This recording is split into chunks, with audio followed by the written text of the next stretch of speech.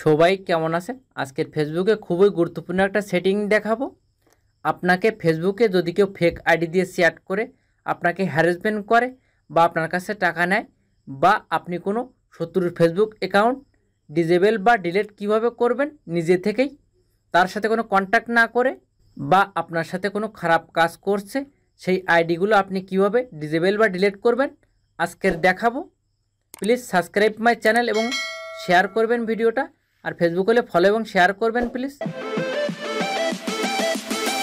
ফার্স্টে আপনি কি করবেন, আপনি যে আইডিটা নষ্ট করতে চাচ্ছেন বা ডিজেবল করতে চাচ্ছেন সেই আইডিটা সার্চ বারে গিয়ে লিখে একটা আইডিটা বের করবেন। বের করার পরে এই আইডির উপরেই আপনি ক্লিক করবেন।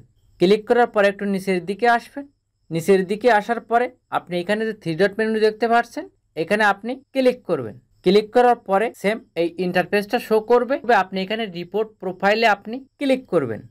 রিপোর্ট প্রোফাইলে ক্লিক করার পরে আপনি কিন্তু এখানে অনেকগুলো অপশান আপনি পেয়ে যাবেন। আপনার সাথে যেটা এখানে মিলবে সেটা কিন্তু আপনি এখান থেকে সিলেক্ট করবেন। যেমন এইখানে ফার্স্টে যে অপশানটা দেখতে পাচ্ছেন হেড অফ স্পিচ, তারপর এখানে সেক্সুয়াল, এখানে ভায়োলেশন, এখানে হ্যারাসমেন্ট বা এখানে যে স্ক্যাম, তারপর এখানে ফেক অ্যাকাউন্ট, ফেক নেম। এখান থেকে আপনাকে যেটা পছন্দ সেটা এখান থেকে আপনি সিলেক্ট করবেন। এই যে ফেক নেমটাই ক্লিক করলাম।